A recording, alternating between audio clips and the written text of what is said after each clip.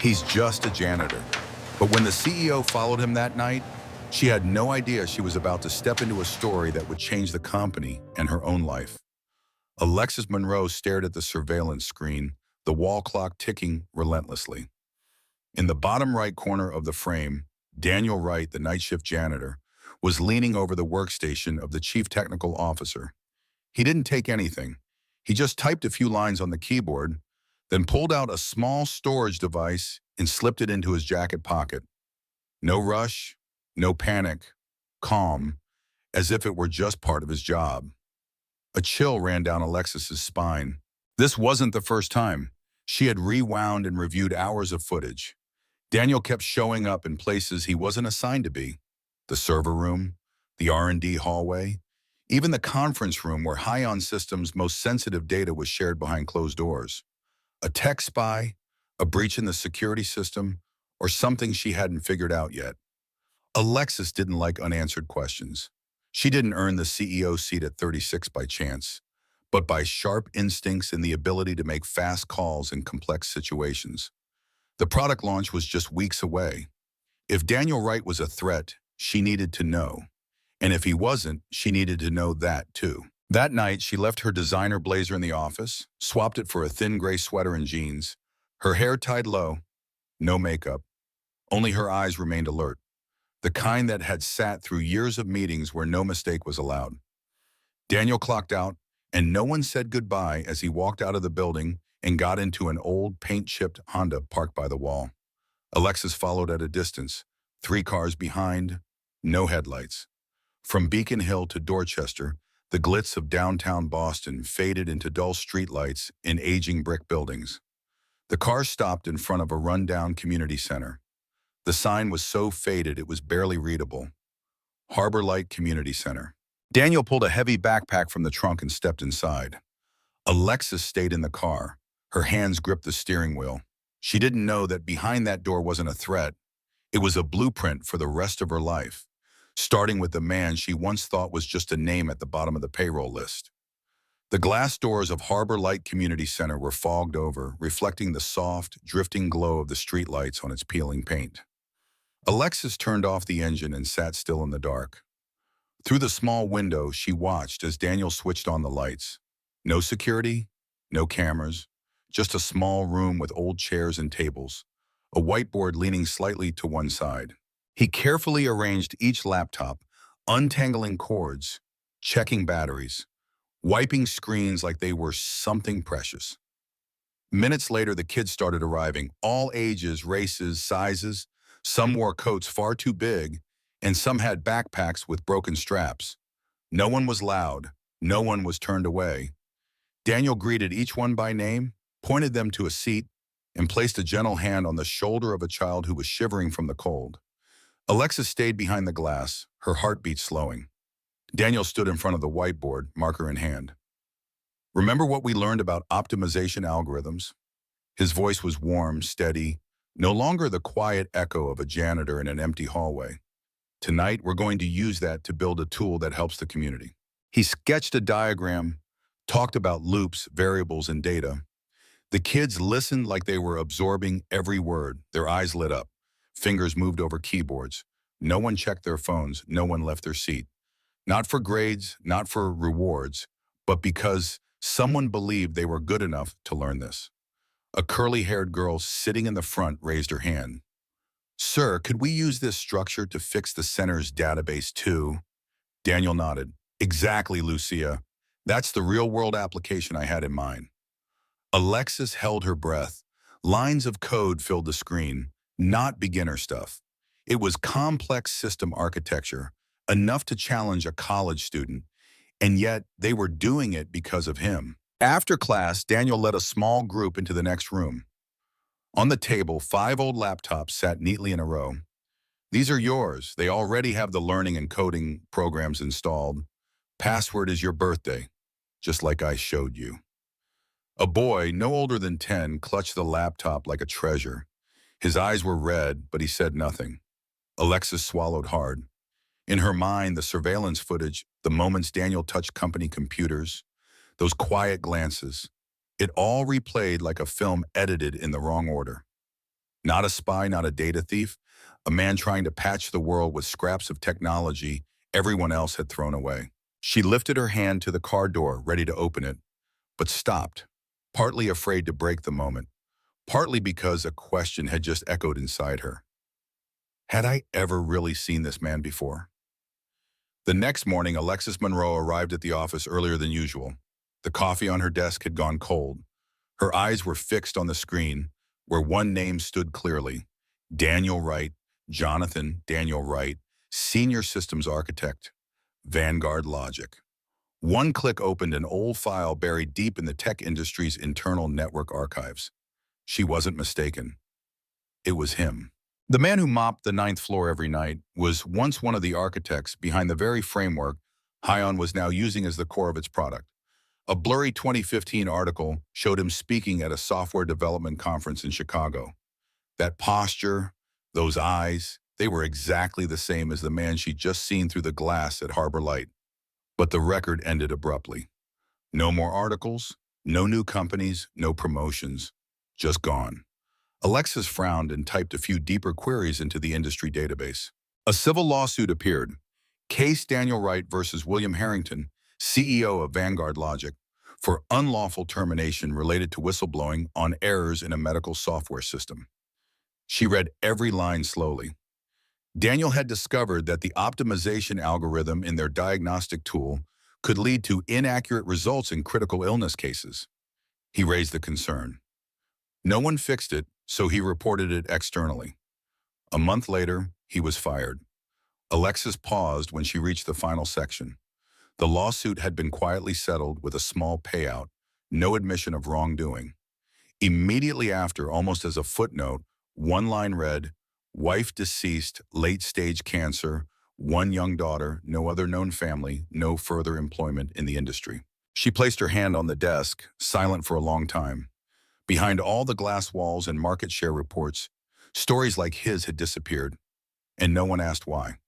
She thought back to the night before, the boy clutching the laptop, the kids learning to code on refurbished machines, Daniel's steady voice explaining algorithms. Not for profit, not for KPIs, but because they needed to know, and he believed they could learn. No more doubt, no more second guessing. The man she once thought was a threat had helped build the very foundation she was now leading and had lost everything because of something few people still held on to: technical conscience. In a world that had grown used to overlooking the quiet ones, he had chosen silence to keep doing what was right in his own way. Alexis sat quietly in front of the screen. She didn't make a decision. She didn't call security. She didn't send an email.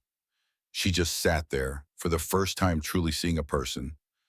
Not through a file, not through a camera, but through what he had lost and everything he was still quietly giving. Late that afternoon, Alexis returned to Harbor Light, not through the gauze, not hidden in her car.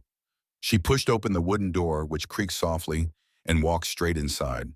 The air smelled of old books, warm plastic, and the faint comfort of children's voices echoing through narrow hallways. An older woman with neatly tied silver hair was shelving books. She looked up as Alexis entered, eyes sharp like someone who'd spent years quietly observing. "Good afternoon," she said unhurried. "I'm Linda Chavez, the center director. Can I help you with something?" Alexis reached out her hand gently. "I'm Alexis Monroe, CEO of Hion Systems. I recently learned about the work Daniel Wright does here. I'd like to understand more, if that's okay." Linda tilted her head slightly, her gaze part curiosity, part caution. "Daniel never mentioned he knew anyone at Hion."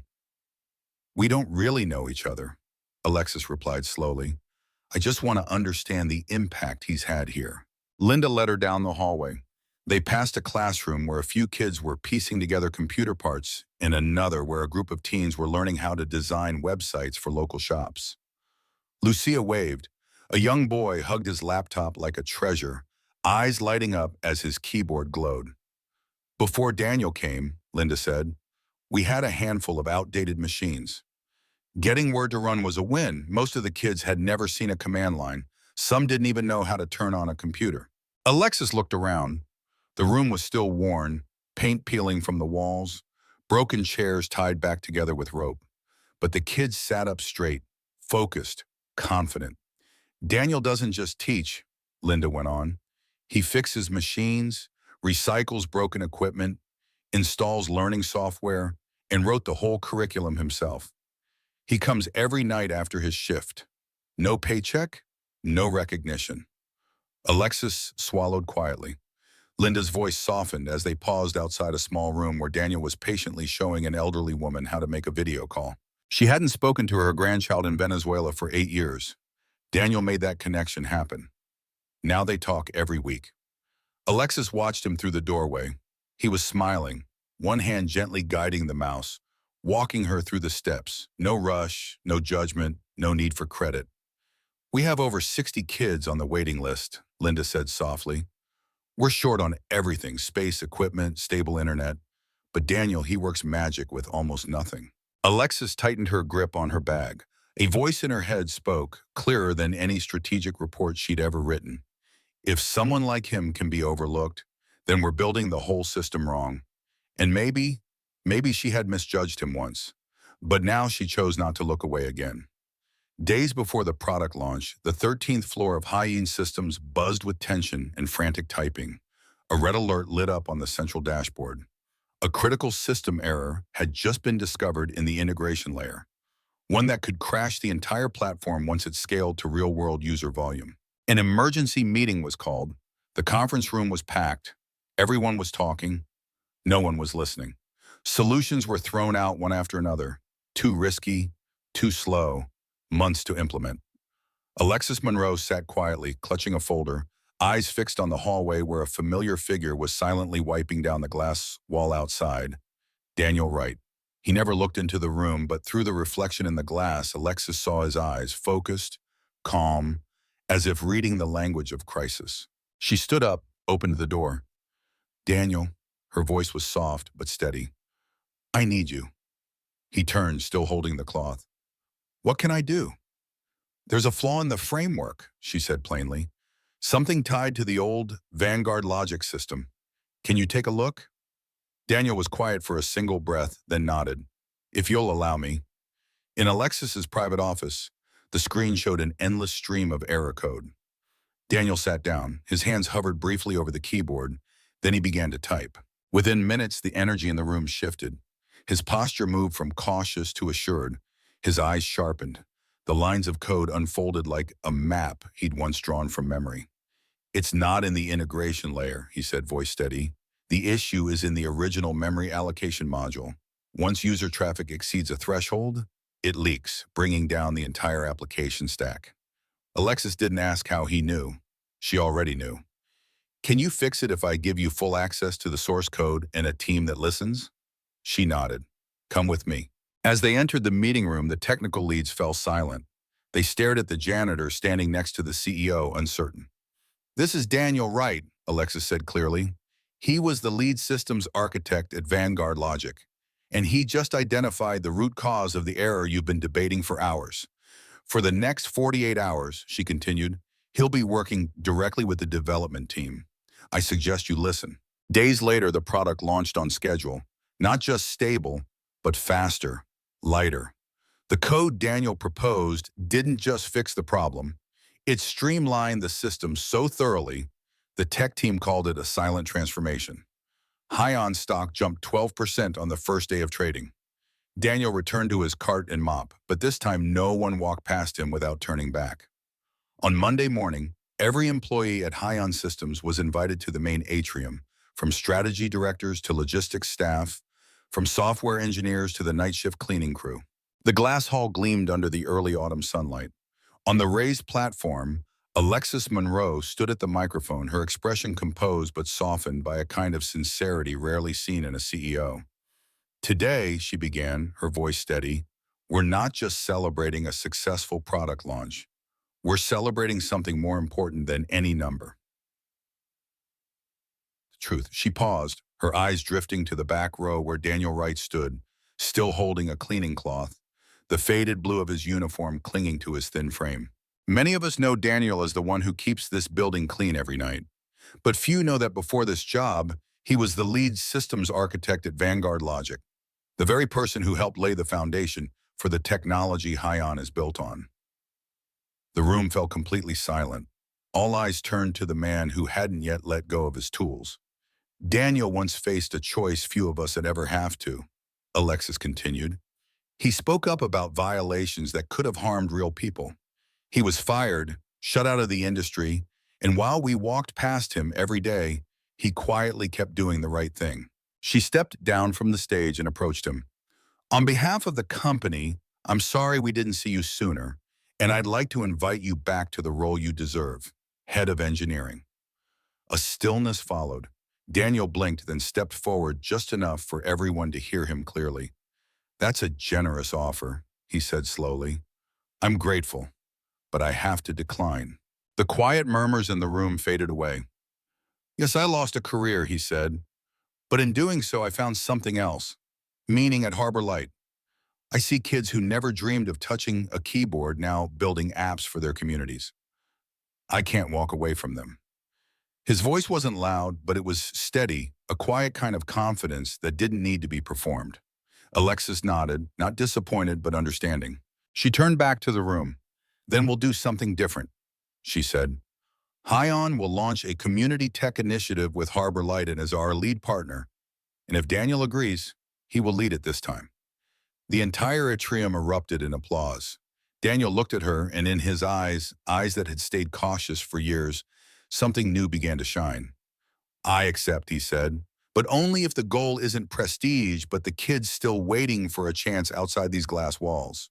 Alexis smiled. Then let's begin again, where we should have started all along. A week after the all-company meeting, a new sign was hung outside the center. Harbor Technology and Community Initiative in partnership with Hion Systems. White letters on dark wood, simple but solid, just like the man behind it.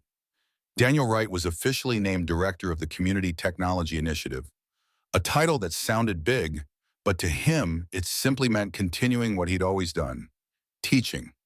Only now he had real resources, a proper classroom, stable Wi-Fi, and enough equipment for every student. A team of young engineers from Hion volunteered once a week.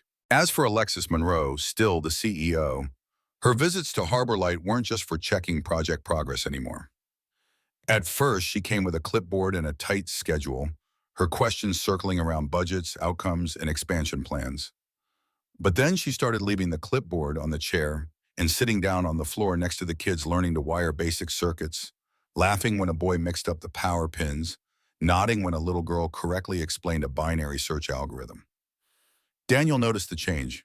He didn't say anything, just quietly pulled out another chair when she arrived early, made extra tea when she looked tired, and gave her space when she just wanted to sit in silence and watch the class run without interference. One evening, Alexis walked in to find her son, Noah, sitting beside Ava, Daniel's daughter. The two of them were locked in a debate over a chunk of code that wouldn't run. Daniel stood behind them, smiling, letting them work it out. Alexis stepped beside him, also saying nothing.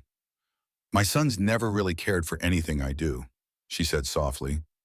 Maybe because Hion products don't have dinosaurs or spaceships, Daniel replied with a quiet smile. She laughed, really laughed, for the first time in that space.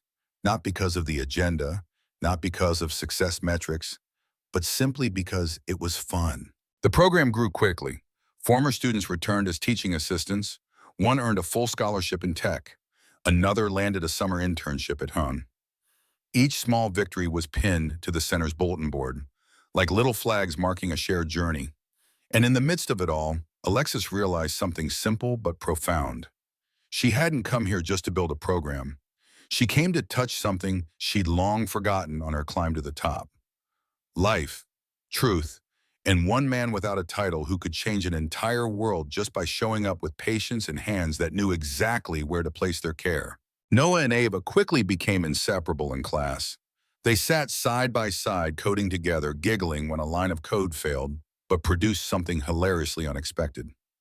Outside class, they competed to see who could wire a circuit faster, whose robot could travel farther. Neither gave in easily, but when it mattered, both knew when to reach out first. For the first time, Alexis saw her son willingly stay behind after class, showing his friend how to fix a programming logic error. Not for a grade, but because he wanted to stay just a little longer. be a little closer to Ava. She too began staying a little longer after lessons.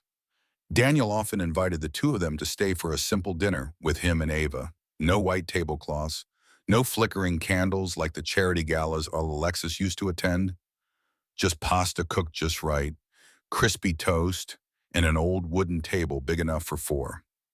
In the small kitchen, Ava and Noah argued over who got to wash the dishes. Alexis sliced fruit, Daniel brewed tea. Everything felt still for the first time in years. She realized what it meant to sit next to someone without needing to say much, without having to hold up an image. Daniel didn't ask her about next quarter's strategy. She didn't ask him about old wounds. But between them was a quiet kind of understanding that words couldn't quite reach. One evening, as Noah and Ava ran off to the garden behind the center, Alexis and Daniel sat together on the wooden steps. The sunset fell softly across the tiled roofs and the dry trees whispering in the wind. "There was a time," Daniel said quietly, "I thought I'd never feel this again. Family, laughter, a full dinner table." She stayed silent, then answered, "I thought I'd never trust anyone enough to sit still without checking the time." He looked at her, not rushing, not reading her, just looked, like he was seeing her for the first time. Not the CEO, not the person who signed off on budgets, but a mother learning how to sit still again in a world she thought had broken. From evening lessons came shared dinners. From dinners came late nights cleaning up, school trips together, quiet moments watching their kids grow into each other, bit by bit. And somewhere between the clinking of dishes, a question about binary division, and a glance held just long enough, something began to take root. It didn't need a name, it just needed to stay.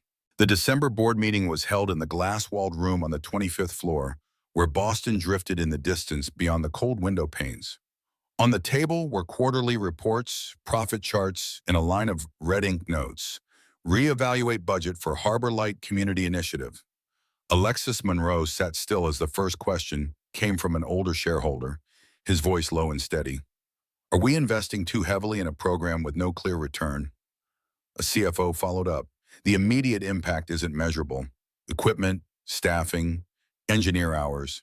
It's all pulling resources away from our core product." Alexis folded her hands in front of her, still gazing out the glass, then turned back. "I understand your concerns," she began, her voice low but firm. "We work in a world that measures everything in numbers, but some values don't show up in spreadsheets, at least not right away." She pressed a button. The large screen behind her lit up with images. Ava and Noah beaming in front of a classroom, a group of students presenting an app designed for the elderly, a boy who once didn't know how to power on a computer, now interning at Hion as a software tester. "Harbor Light isn't just charity," Alexis continued. "It's an investment in overlooked talent, the kind the current system routinely leaves behind." A board member cut in. "But the cost!" "Daniel Wright once wrote the framework Hion is built on," she said, eyes locked on him. "And because we didn't see him, he ended up mopping the floors of the very building running his code. We cannot let that happen again. If we don't make it a point to look, to open the door, we'll keep losing the people who should have been with us from the start." She paused, then added, quieter but unwavering, "I'm not just defending Daniel Wright. I'm defending a vision for a different Hion, a company that sees value before the world catches on. And if anyone still has doubts, look at the spike in brand recognition, the surge in community applications, and the 17 students we've now brought into our internship program." She sat down. There was nothing more to say. Silence held for a few seconds, then a few nods, and a final word from the board chair. "Proceed, but keep it closely reported. This clearly qualifies as an investment worth watching." After the meeting, Daniel was waiting in the hallway. He didn't need to ask anything. He simply said quietly, "You don't have to fight for me." She answered without looking at him, eyes fixed on the skyline turning gold in the setting sun. "No, I'm fighting for everyone who's never been allowed inside that room." One spring afternoon, sunlight gently fell across the new tiled roof of Harbor Light. Strips of colorful paper flags fluttered in the breeze. Children laughed. Adults gathered around the small courtyard, holding paper cups of coffee, their eyes carrying a quiet kind of pride. A freshly painted wooden sign hung above the new classroom, Wright Technology Lab. engraved cleanly, simply, like the man the room was named to honor. Daniel stood at the very back, his pale blue shirt neatly pressed, rarely worn. But today was different. Ava held his hand, her eyes fixed on the 3D printer working inside, a project her class had planned and assembled themselves. At the front, Alexis stepped up to the microphone. The wind played through her hair, but her gaze stayed steady. When we started this initiative, she said, people ask me why. Why would a CEO, why would a tech company invest resources into an old community center on the edge of the city? I didn't answer right away because sometimes it takes time to see what really matters. She looked toward the back of the courtyard where Daniel stood quietly in the crowd, as always. Today, the answer is in those eyes lighting up inside that classroom, in the hands that once hesitated, now typing each line of code without fear, and in the people who were once seen as outsiders, now building the very foundation of the future. Applause followed, not loud or dramatic, just enough like a quiet, collective yes. After the ceremony, Alexa stepped down and made her way through the crowd to find Daniel. She spotted him helping Noah adjust a temperature sensor. Ava was beside them, guiding the younger kids on how to connect wires so they wouldn't come loose. All good? She asked softly as Daniel turned to her. He nodded. They're already doing better than we did at their age. She laughed, not the laugh of a triumphant executive, but a soft exhale from someone who had finally found where they belonged. They walked together out into the yard where fresh grass was sprouting after the renovations. Noah and Ava were playing a relay race with new friends. Their laughter rang out like a string pulled exactly to the right note. Daniel gently took Alexis's hand. He didn't ask. He didn't need to. She held his hand back, no longer CEO and employee, no longer executive and someone the industry had once pushed aside. Just two people who had once lost their way, now quietly redefining what it meant to lead. The old building now had a new look. But what truly changed wasn't the bricks or the upgraded equipment. It was the people. It was how a child was called by name, the right way. It was a hand extended not for business cards but in belief. This story doesn't end here because some architectures, like some people, need time to reveal the full beauty of what they're made of. And at Harbor Light, that journey has only just begun. What does it mean to truly see someone, not just their title or role, but the depth of their impact and resilience? In the story of Daniel Wright, a janitor overlooked by a bustling tech company, we witness a powerful lesson. True value lies in the unseen acts of kindness and purpose that shape lives. Daniel, once a brilliant systems architect, was cast aside after whistleblowing on a flawed medical tool, losing his career and wife. Yet he poured his expertise into teaching children at Harbor Light Community Center. His quiet dedication, refurbishing laptops, crafting curriculums, empowering kids to dream, reveals that worth isn't measured by status, but by the lives we touch. Alexis Monroe, the CEO who initially suspected him, learned this when she followed him, expecting deceit but finding inspiration. Her transformation from skepticism to advocacy shows that recognizing someone's truth can reshape not just their path, but our own. This story stirs a deep ache for those dismissed, yet it sparks hope that one moment of seeing can change everything.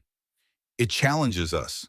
Who have we overlooked, and how might their hidden brilliance light up our world if we pause to notice? If this story moved you, share in the comments a time when someone's unseen kindness changed your perspective. Let's celebrate those quiet heroes. And if you believe in stories of second chances and human connection, hit that like button and subscribe to join us for more tales that remind us to look deeper.